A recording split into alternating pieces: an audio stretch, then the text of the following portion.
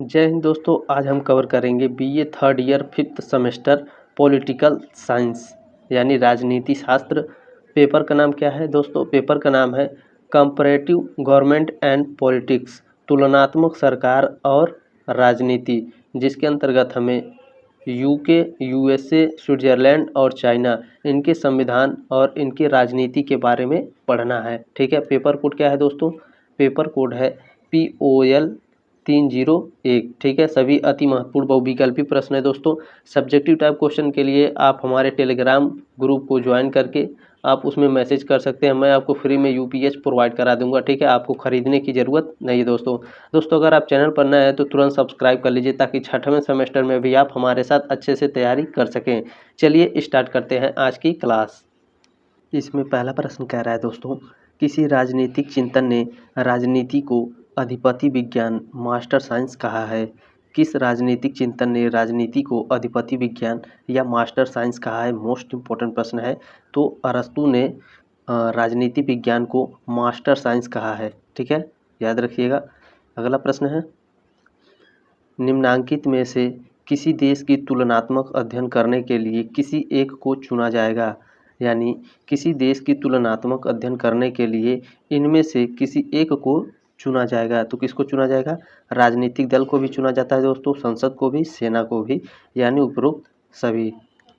ठीक है, आगे बढ़ते हैं। प्रश्न नंबर 3 है, किस राजनीतिक वैज्ञानिक ने राजनीति को मूल्यों का आधिकारिक आवंटन के रूप में परिभाषित किया है?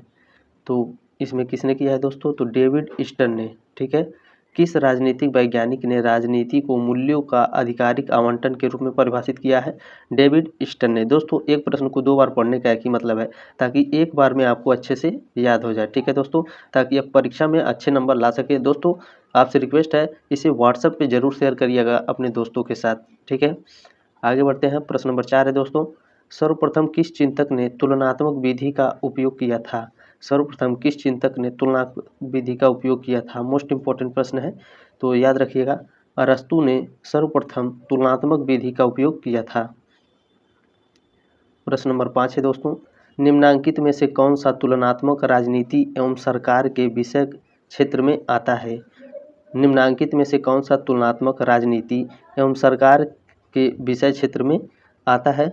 तो इसमें से दोस्तों राजनीति अनुभव ये भी आता है, राजनीतिक संस्थान ये भी आता है, राजनीतिक व्यवहार ये भी आता है। यानी दोस्तों ऑप्शन नंबर डी है सभी।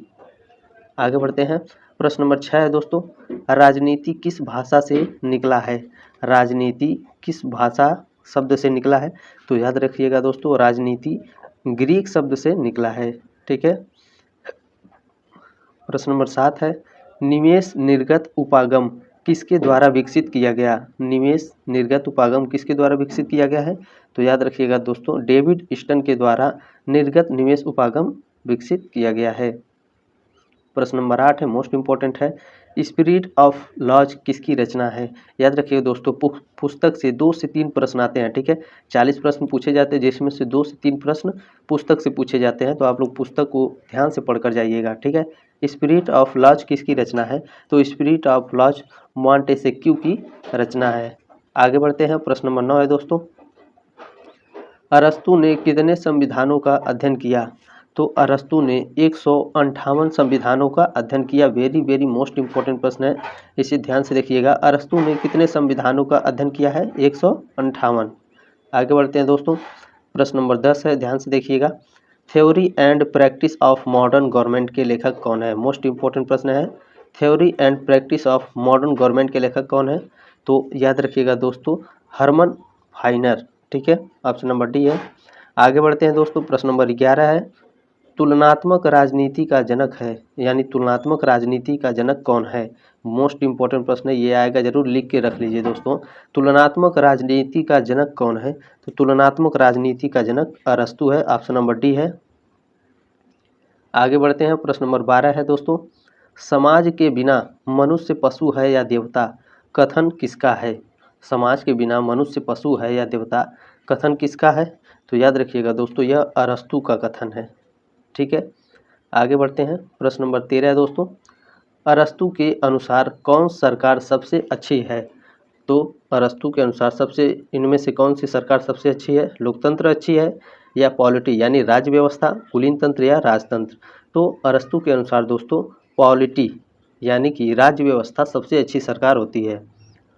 आगे बढ़ते हैं। प्रश्न नंबर 14 है, तुलनात्मक राजनीति केंद्रित होता है।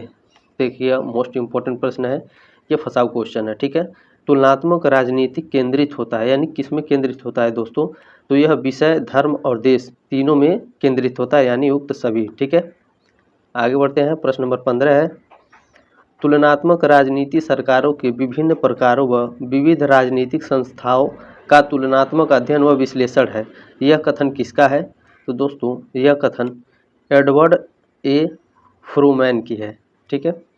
पढ़ लीजिएगा एक बार और इसे। आगे बढ़ते हैं। प्रश्न नंबर 16 है दोस्तों, तुलनात्मक राजनीति की परिभाषा देते हुए किसने कहा है कि तुलनात्मक सरकार वर्तमान विश्व में राष्ट्रीय सरकारों के प्रतिमानों का तुलनात्मक अध्ययन है? तो यह जीन ब्लोंडेल ने कहा था, ठीक है। प्रश्न नंबर 17 है, आमंड एवं पावेल के अनुसार तुलनात्मक राजनीति कितने मौलिक कर्तव्य हैं? आमंड एवं पावेल के अनुसार तुलनात्मक राजनीति के कितने मौलिक कर्तव्य हैं? वेरी मोस्ट इम्पोर्टेंट प्रश्न है, तो याद रखिएगा दोस्तों। आमंड एवं पावेल के अनुसार तुलनात्मक राजनीति के 3 मौलिक कर्तव्य हैं, ठीक है। आगे बढ़ते हैं। प्रश्न नंबर 18 है, प्रबंधकीय ग्रेड की अवधारणा को किसने प्रस्तुत किया? प्रबंधकीय ग्रेड की अवधारणा को किसने प्रस्तुत किया था? तो ब्लैक एवं मूतन ने, ठीक है। आगे बढ़ते हैं। प्रश्न नंबर 19 है दोस्तों, राजनीतिक सिद्धांत की प्रमुख क्रियाएं स्वीकार की गई हैं, उनमें क्या शामिल है?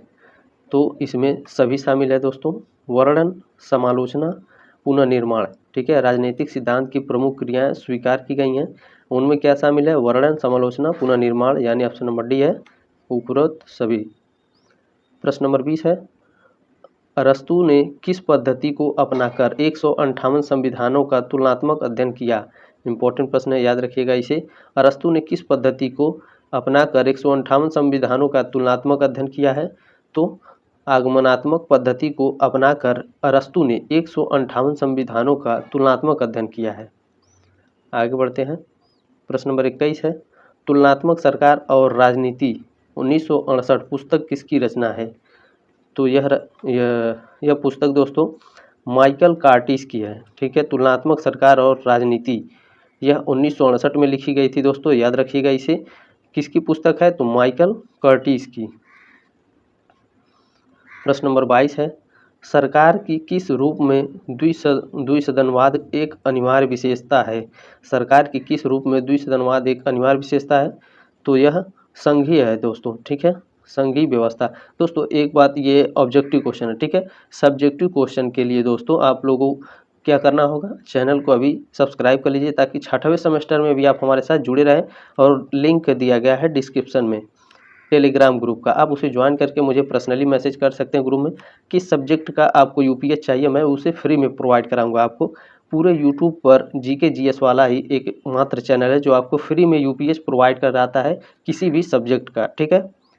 तो अभी सब्सक्राइब कर लीजिए, चैनल में लिंक दिया गया है टेलीग्राम का, ज्वाइन करके आप हमें डायरेक्ट मैसेज कर सकते हैं, ठीक है दोस्तों। प्रश्न नंबर 23 है दोस्तों, तुलनात्मक राजनीति ज़्यादातर पद्धति परक होती है, जो किस पर केंद्रित होती है? विश्लेषण का कितना हिस्सा है इस पर पद्धति परक केंद्रित होती है, ठीक है। आगे बढ़ते हैं। प्रश्न नंबर 24 है, किस देश में तुलनात्मक राजनीति अध्ययन के लिए निम्नलिखित में से किसे अध्ययन के लिए जा सकता है? ये 2 बार टाइप हो गया, इसके लिए सॉरी दोस्तों। किस देश में तुलनात्मक राजनीति अध्ययन के लिए निम्नलिखित में से अध्ययन के लिए लिया जा सकता है? तो किसे लिया जा सकता है दोस्तों? राजनीतिक दलों, सेना और संसद, यानी सभी को लिया जा सकता है। प्रश्न नंबर 25 है, तुलनात्मक राजनीति पर फोकस। तुलनात्मक राजनीति पर फोकस कैसा होता है? विषयों पर होता है, क्षेत्रों पर या देशों पर? तो ये सभी पर होता है, यानी ऑप्शन नंबर डी सही है, इन तीनों पर होता है। तुलनात्मक राजनीति का फोकस विषयों, क्षेत्र और देशों पर। आगे बढ़ते हैं। प्रश्न नंबर 26 है, फिलिबस्टर संबंधित है। फिलिबस्टर इनमें से किससे संबंधित है? तो यह एक वोट में देरी करने के लिए संसद में एक लंबा भाषण देना पड़ता है। फिलिबस्टर इस चीज़ से संबंधित है, याद रखिएगा, इंपॉर्टेंट प्रश्न है, अगर पूछेगा तो इसे लिख भी सकते हैं आप।